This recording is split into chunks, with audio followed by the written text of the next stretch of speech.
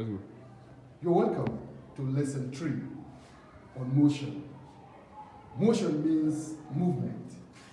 It is any visible movement of a body to cause the body to alter its position within a specified period of time. Motion is caused by unbalanced forces. In this lesson 3, we'll consider the measurement of motion, the relations between distance, velocity, and acceleration as a feature of motion. Now, the types of motion. We have random motion. Random motion is the seemingly haphazard, zigzag movement of extremely small particles in suspension. Example, we have Brownian movement of Pauling particles suspended in water, the motion of gas particles, or the erratic motion of smoke particles in air. The movement is irregular, disordered, and chaotic. No set pattern or rules. The particles jiggle around in a disorderly way. The direction of the particles change continuously, thereby leaving no definite path. Now we talk about Brownian motion. It's a sort of random motion. Brownian motion, named after the British biologist Robert Brown, 1773 to 1858, is the irregular motion of particles of various kinds suspended in water or smoke particles suspended in air. Brownian motion has been very deeply studied by mathematicians and physicists. Materials that demonstrate Brownian motion include smoke particles, carbon particles, dust particles in air, pollen grains, chalk particles, potassium permanganate crystals, and gas particles. Now, number 2, we talk about oscillatory.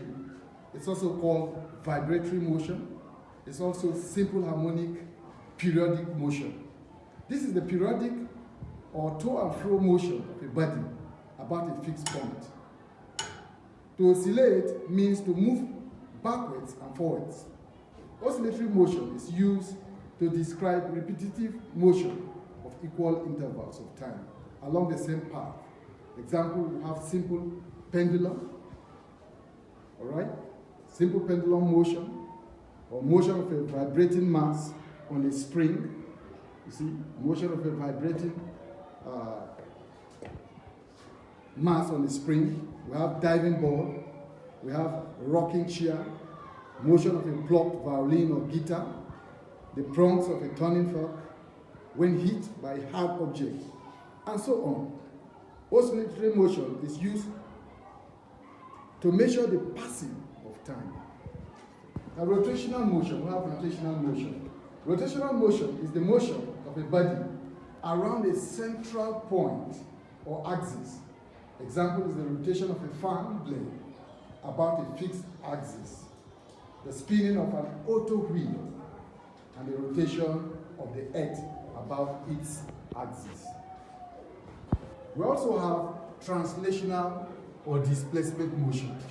This type of motion, also called displacement motion, involves the motion of the whole body in a straight line without rotation. Every point in the body remains relatively fixed to one another. Example of a car moving from point A to point B along a straight route, or a butterfly flying between any two flowers. Now we also have translational as displacement motion. This type of motion, also called displacement motion, involves the motion of the whole body in a straight line without rotation.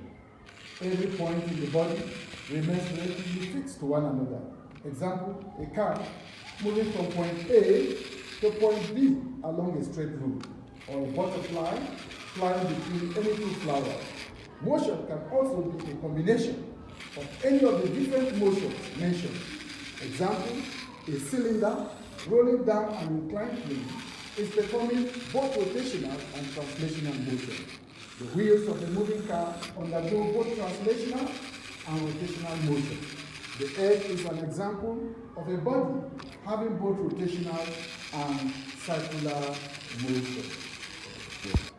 The next type of motion is relative motion.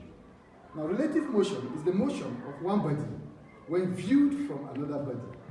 A signpost will appear to be moving in the opposite direction when viewed from a moving vehicle. The illusion of the moving signpost is due to the relative motion between the viewer in the moving vehicle and the stationary signpost. In general, the motion which a body A appears to have when viewed from another body B is termed the relative motion of A with respect to B.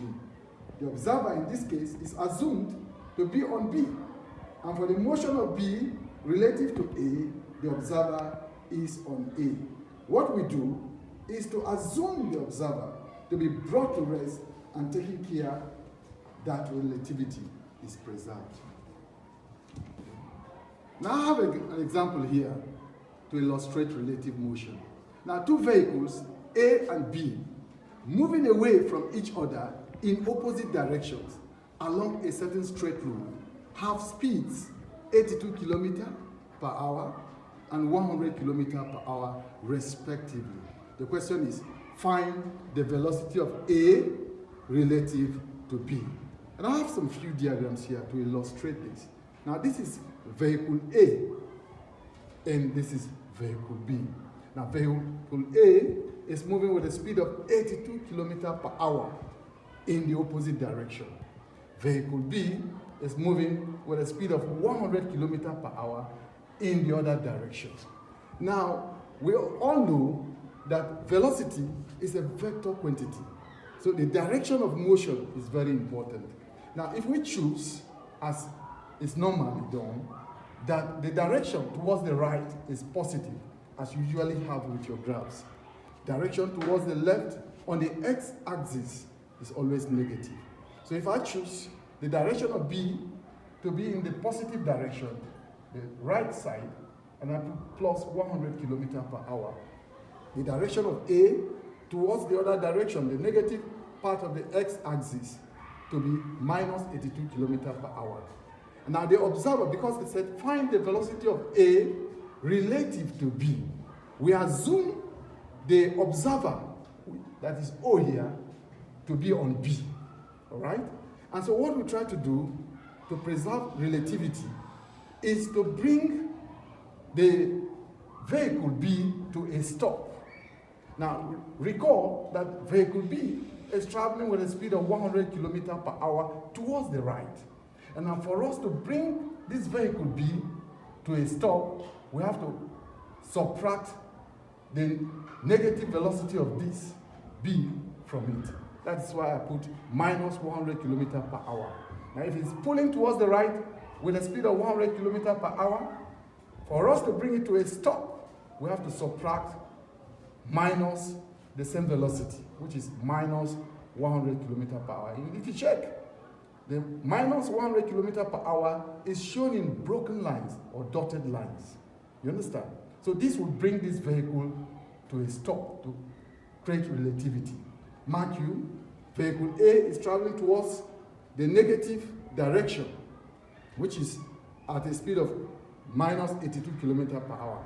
Now, if I subtract this from this, I add it to vehicle A. Therefore, speed of A relative to B, because the observer is on B, will be minus 82 minus the 100 km per hour of vehicle B. That will give us minus 182 km per hour, or 182 km per hour towards the negative side of the x-axis. Now, let us take a look at example number 2.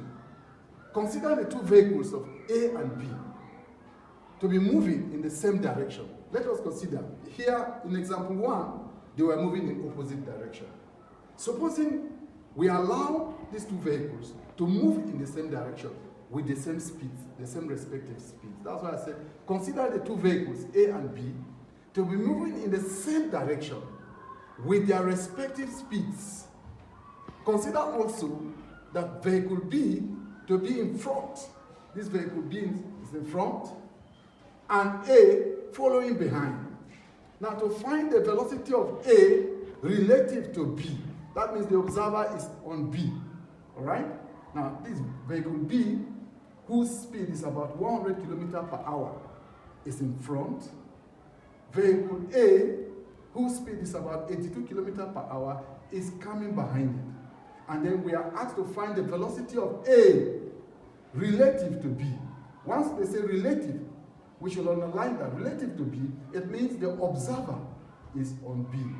Now, what that means is that we have to bring vehicle B to a stop, all right, to conserve what? Relativity. Therefore, vehicle B was moving with 100 kilometers per hour towards the right direction. We have to subtract this 100 kilometers per hour from B so that we can bring it to a stop. That is why you see I indicated minus 100 kilometers per hour out of B. This speed will bring vehicle B to a stop. Now mark you, vehicle A is moving towards B with a speed of 82 kilometers per hour. Now, to conserve relativity, this minus 100 kilometers per hour must be subtracted from A, which is 82 kilometers per hour. Therefore, I said speed of A relative to B is equal to 82 kilometers per hour, which is plus, minus the relative speed, minus 100 kilometers per hour, which will give me minus 18 kilometers per hour, or 18 kilometers per hour towards the negative side of the x-axis. Next is position, distance, and displacement. Now, what is position? Position is a point in space in which an object can be located or described by means of a reference point or origin. Thus, we talk of the position occupied by an object in relation to another object.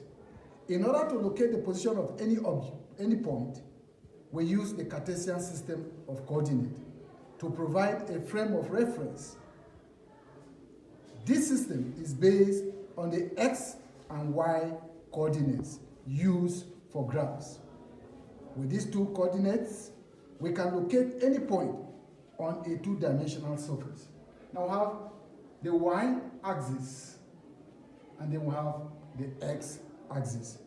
When we set up a graph, we start by choosing a reference point or origin, say point O, right?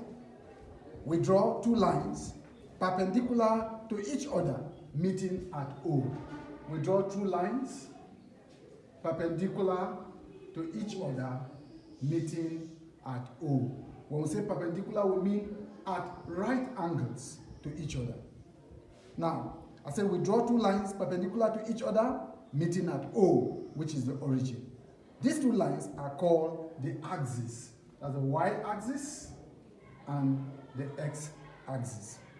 By convention, points to the right of O along the x-axis are positive.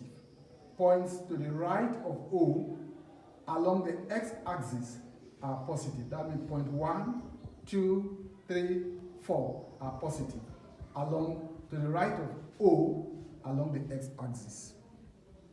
Whilst points to the left of O along the same x-axis are negative. Points to the left side of O along the x-axis are negative. That means point minus 1, minus 2 are negative to the left side of O. Similarly, points above O. Points above O along the y-axis are positive. That means points along the y-axis up are positive. That means point 1, point 2, point 3 are positive. Whilst points below O along the same y-axis are negative. These points, this side, are negative. We can use the system of x and y axis as a frame of reference for showing the position of points on a surface. The same idea provides us with a frame of reference to identify the positions of bodies or points on the map. We often give the value of the x coordinate first, and then the value of the y coordinate. We often give the x coordinate first, then the y coordinates. All right? If we say, for instance, that the point P on your reference frame in this diagram has coordinates 4, 2. If we say the point P have coordinates 4, 2, we mean that the distance P from O in the x direction, all right, is 4, and in the y direction is 2. Are we there? Similarly, if the coordinates of the point Q are -2, 3, we mean that the distance of Q from O in the x direction is -2, and in the y direction is 3, and so on. Now let's take a look at this. The point P, if we want to identify point P on this graph, we have the x coordinate is 4, the y coordinate is 2. Now let's look at the x coordinate. We say it's 4. We have 0, 1, 2, 3, 4. That means the point P lies within this framework, all right? And then on the y coordinate, we say it's 2. Now, positive 2, that's 1, 2. So we can trace this 4 up to this particular point. This is the point P, 4, 2. For the position of Q, we are given -2, 3. Now, on the x coordinate is -2. We come here, this 0, -1, -2, all right? And on the y coordinate is 3. That's 0, 1, 2, 3. So we can trace the position Q to this point. Q is -2, 3. Then we go to the position R. Position R is -2, -4.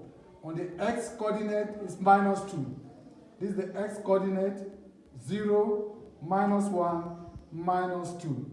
On the y coordinate is -4. This is the y coordinate, 0, -1, -2, -3, -4. So we can trace this to indicate position R.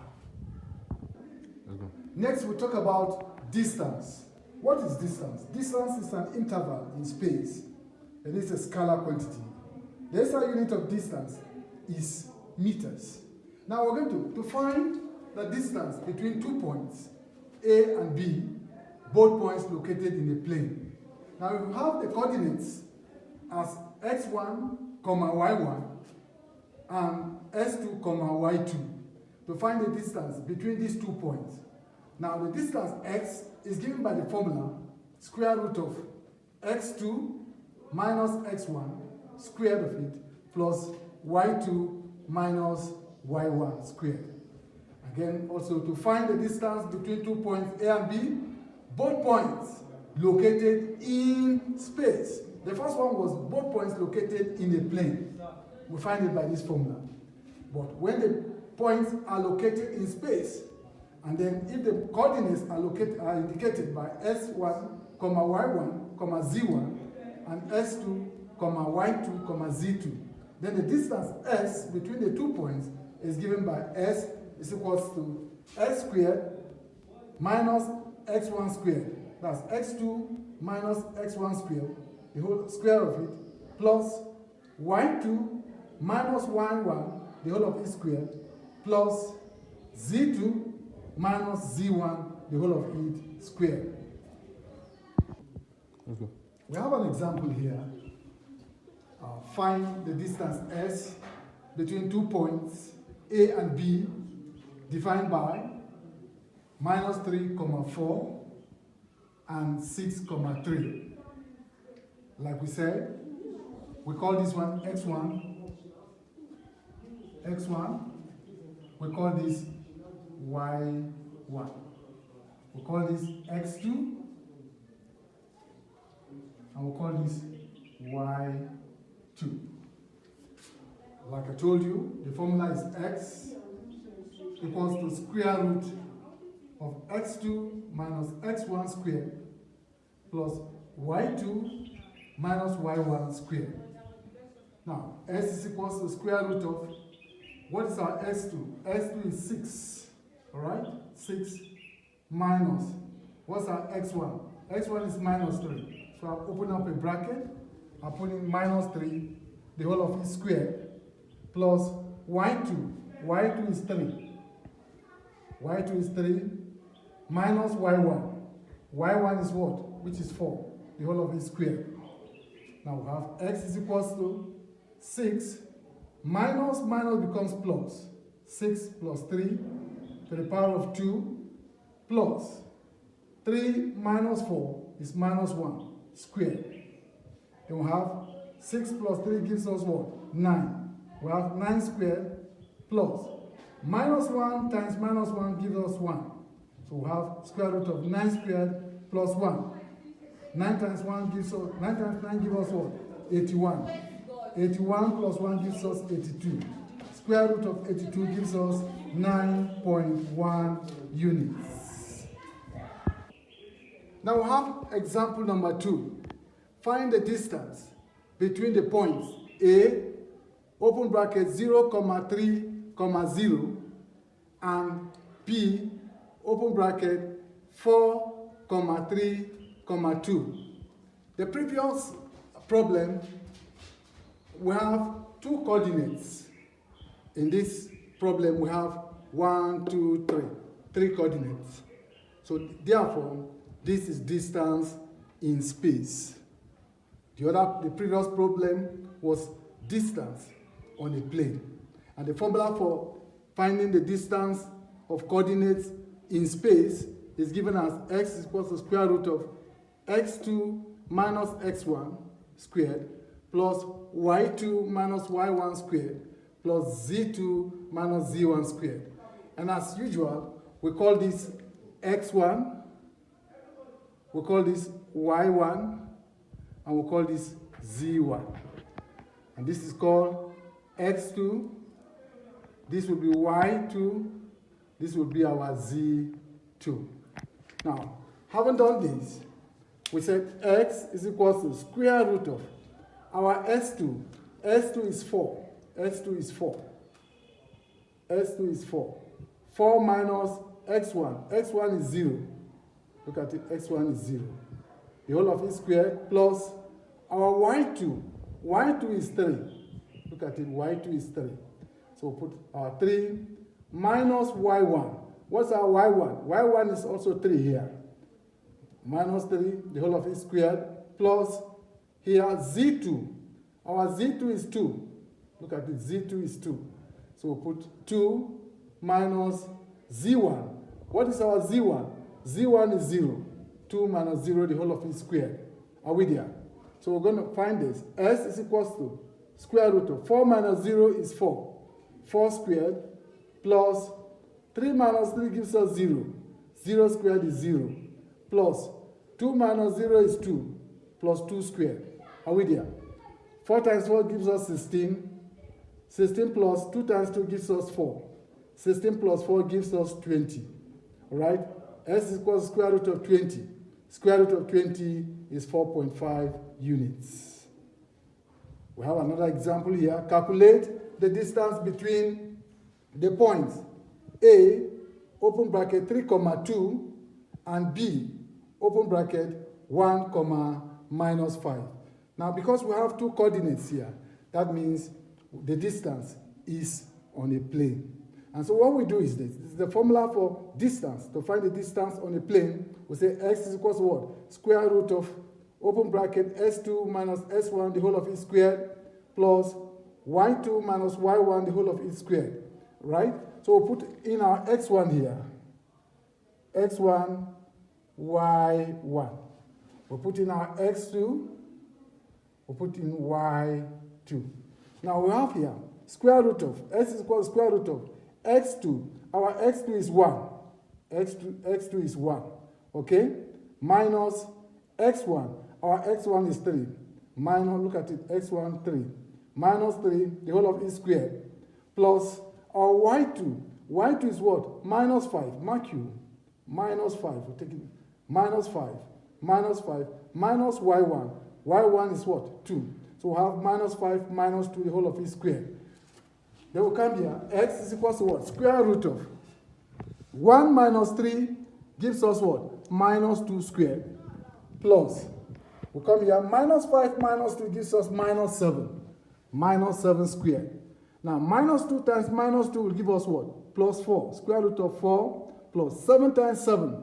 Minus 7 times minus 7 gives us plus 49. So we'll have square root of 4 plus 49. That gives us s is equal to square root of 53, which is equal to what? S is equal to 7.28 units.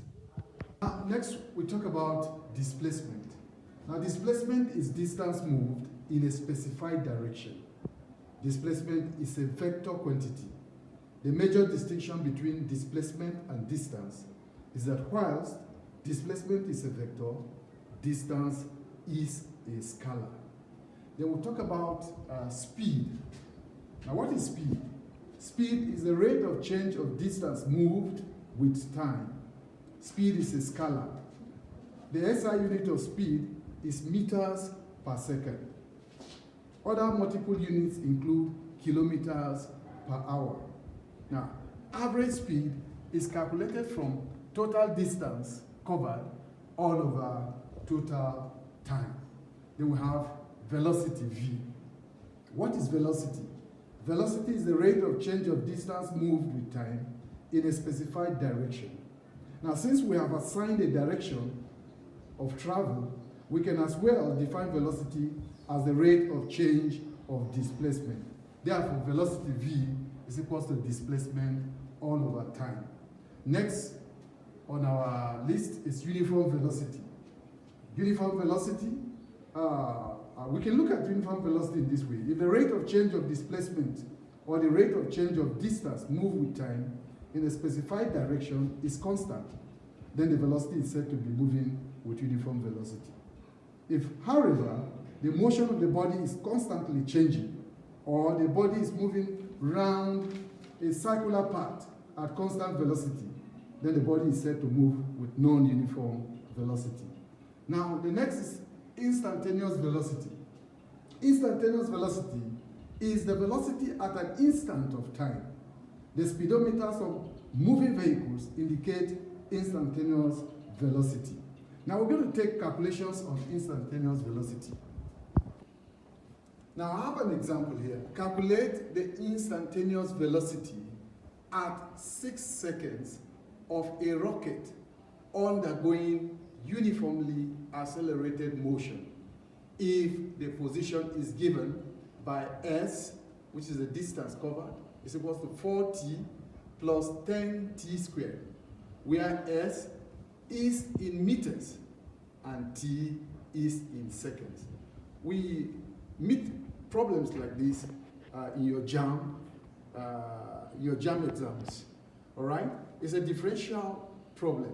Now, this is the formula given. S is equal to 4t plus 10t squared. Now, if I differentiate x with respect to t, I'll have dx all over dt, which is the velocity, is equal to 4 plus 20t. Now, they asked us to get the velocity at an instant of 6 seconds. Therefore, V6 will be equal to 4 plus 20 times 6. That will give us 6 times 20 will give plus 4 will give us 124 meters per second. Now I have example 2. The velocity V of an aircraft in a time t is given by V is equal to 20 plus 2t squared. Find the instantaneous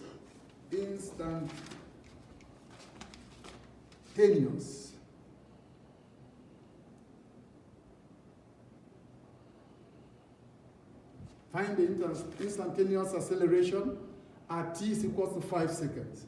Now, this is the question given. V is equal to 20 plus 2t squared. Now, if we make the dv all over dt, we differentiate the velocity with respect to time, we'll have what? This is a constant. The differential coefficient of a constant is 0. So we'll have a is equal to what? 2 times 2 will give us what? 4t. So A at 5 seconds will be 4 times 5, which will give us 20 meters per second squared, since we are talking about acceleration. Now we have example 3, the motion of a particle along a straight line is given by the equation x is equal to 3t cubed minus 4t squared. And they're asking us to find 1, the velocity, and 2, the acceleration after 2 seconds. Now this is the equation given. X is equal to 3t cubed minus 4t squared. If we differentiate the distance with respect to time, that will give us the velocity. So I have dx all over dt is equal to v, which is equal to what? 3 times 3. That will give us 9t squared minus 2 times 4 will give us 8t. Therefore, velocity, the instantaneous velocity at 2 seconds will be v2 is equal to 9, open bracket, 2 squared minus 8 into bracket 2.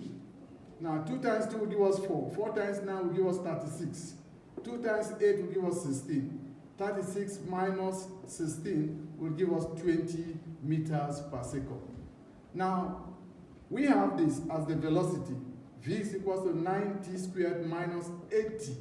Now, if we differentiate the velocity with respect to time, it will give us acceleration. Therefore, dv all over dt, which is equal to a, is equal to what? 2 times 9 will give us 18t minus 8. Now, the acceleration at 2 seconds will be equal to 18, open bracket 2, minus 8. Now, 18 times 2 will give us 36. 36 minus 8 will give us 28 meters per second squared. Next we have acceleration. What is acceleration? Acceleration is the rate of change of velocity with time. The SI unit of acceleration is meters per second squared.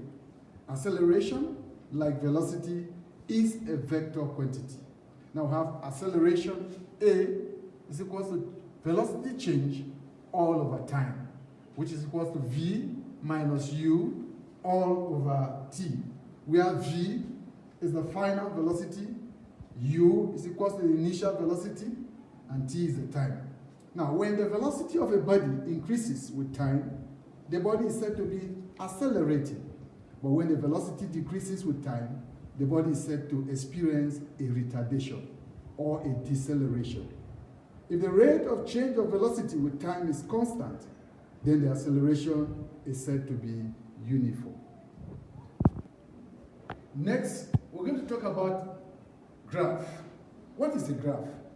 A graph is a diagram showing the relationship between variable quantities, typically of 2 variables, each measured along one of a pair of axes at right angles. In general, the x-coordinate represents the abscissa, and the y-coordinate represents the ordinate. Graphs allow us to compare variables to see how they change in relation to each other. In physics, we use graphs to show the relationship between quantities such as time and distance. That is distance time graph. Displacement time graphs and velocity time graphs, ETC. Like I said, there are 2 types of graphs. We have the 1-by-1 graph and the 2-by-2 graph. Now, what we mean by 1-by-1 graph, it means it is 1 centimeter length by 1 centimeter width. Now, if you check through the boxes, there are 5 smaller boxes. Each of them is 2 millimeter. Now, 2 times 5 will give you 10 millimeters, and 10 millimeter equals to 1 centimeter. Now, that's why it's called the 1-by-1 graph. It's a smaller graph. Now, the bigger graph, which is called a 2-by-2 graph, is made up of 2 centimeter by 2 centimeter. That's length 2 centimeter, width 2 centimeter. Now, if you check, there are 10 smaller boxes, each 2 millimeter. 2 times 10 gives you 20 millimeter. And then 20 millimeter makes what? 2 centimeter. So that's why it's called 2 by 2 graph. Now these are basically two types of graphs you could see at this level. Now I have an example. Example 1, a graph question. A car starting from rest accelerates uniformly and attains a speed of 80 meters per second in 30 seconds, right? It maintains this steady speed for another 30 seconds. It then slows down uniformly until it comes to rest in the next 40 seconds. We are asked to sketch the velocity time graph for the motion of the car. And then obtain from the graph the uniform acceleration during the first stage of the journey and the retardation during the last stage of the journey. Find the total distance traveled altogether. Now, to draw the graph for this question, first of all, a graph must have a title, right? Now, if you look up here, graph of velocity in meters per second against time in second.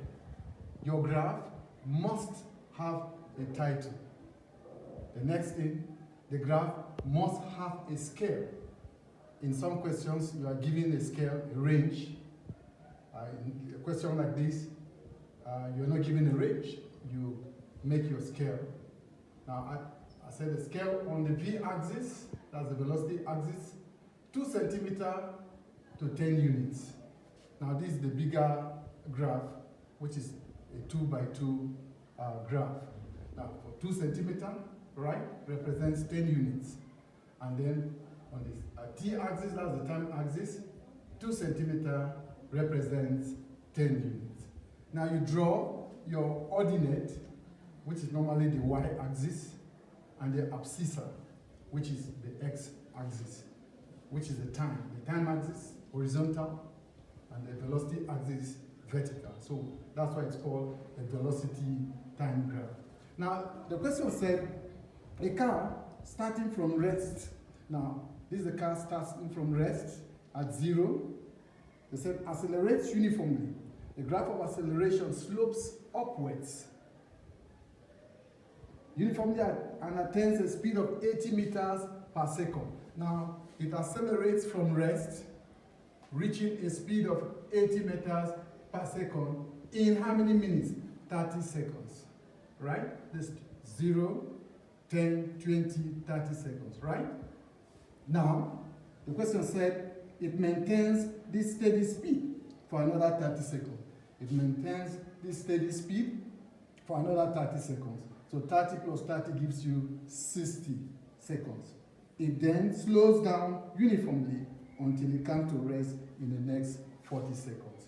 It slows down uniformly until it comes to rest in the next 40 seconds. 40 plus 60 gives you 100 seconds. Now they ask you to sketch the velocity time graph for the motion of the car. This is the velocity time graph for the motion of the car. It slopes, accelerates until it reaches the speed of 80 meters per second. All right? Then it maintains that uniform speed for another 30 seconds. It then slows down until it comes to rest in 40 seconds. That means the total time it travels is 100 seconds. The maximum speed is 80 seconds. They say obtain from the graph the uniform acceleration during the first stage of the journey. This is the first stage of the journey when it was accelerating. Are we there? They say obtain from the graph the uniform acceleration. Now the formula for acceleration is A is equal to V minus U all over T. I think we've established that in our earlier lessons. Now the acceleration which we're looking for, we don't know A. The final velocity, which is 80 meters per second, 80 minus the initial velocity. It was, mark you, it starts from rest, which is 0. All over time. Time taken to accelerate is 30, right? 20 plus 10, that's 30, okay? What is your acceleration? You divide 80 by 30, that gives you 2.6 7, you put the units, meters per second squared. Are we there? That's quite easy, right? Now, they said, obtain from the graph the uniform acceleration during the first stage of the journey and the retardation during the last stage of the journey. Now, this is the first stage of the journey, the second stage of the journey, and the last stage of the journey. That means it was accelerating here. Here, it was retarding, or it was decelerating. Now, mark you the formula for retardation. We've stated that earlier. They have the same formula with acceleration, retardation and acceleration. Acceleration is positive acceleration. Retardation is negative acceleration. All right? So we can write R is equal to what? V minus U all over T. Now let's see. The retardation is equal to V is the final velocity. The final velocity, it's come to rest. All right? So we'll put 0 minus initial velocity. Mark you, the car was coming from 80 meters per second. All right? It started slowing down until it came to rest after 40 seconds. So the initial velocity will be what? 80. The time it took to come to rest.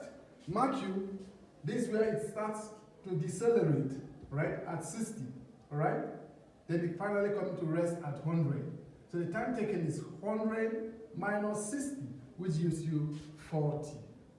Therefore, the retardation is equal to minus 80 divided by 40, which gives you minus 2 meters per second squared.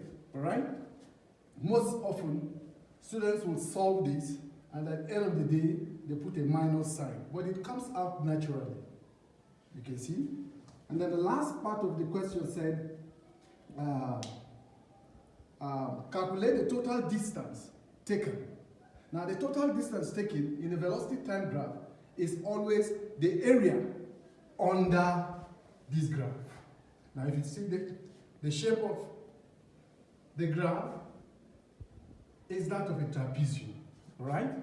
So we can say the distance covered is equal to what? The area of a trapezium is given by what? Half the sum of the two parallel sides times what? The perpendicular height. Are we there? Now, the distance covered is equal to half, right? Now, if we take this distance to be our A, then this distance to be our B. Now, the distance 0 to 100, I'll record as our A plus. The distance B, if we trace it here, that's about 60 minus 30, plus 30. 60 minus 30, that gives me 30, right? Multiplied by the height. The height is 80. All right? So what does this give us? If I cancel these two, I cancel this, I get 40, right? 100 plus 30, that gives me 130 times 40, that gives me 5,200 meters. 5,200 meters. And they say they should give the distance in kilometers. So how do I convert meters to kilometers? By dividing by 1,000. So I have D is equal to 5,200 divided by 1,000. Right? What that leaves us with 5.2, right? 2 kilometers. Quite easy, right? So we go to the assignments. Now for the assignment, question 1. The position of an ant and a spider in a room are A, open bracket, 3, 2, 5, close the bracket, and S, open bracket, 8, 0, 6, close the bracket. Determine 1. The distance is OA and OS. If O is a point in a room represented by O, open bracket, 2, 0, 1. I add the distance between the ant and the spider. Now the answers for 1 4.28 units, comma, 7.81 units, and II, 5.48 units.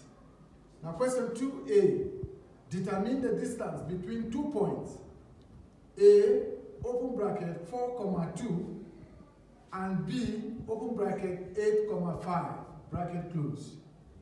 B part of the question 2, if the location of A and B are with reference to a point 0, 0, what is the bearing of A? The answer for A, 5 units. For B, 26.6 degrees. The last question, a body is projected vertically upwards and the height h in meters reached after a time t is given by h is equal to 50t minus 3t squared, where h is the height, t is the time in seconds. Now, what's the answer? The answer A, find the time taken to reach the greatest height. B, find the greatest height reached.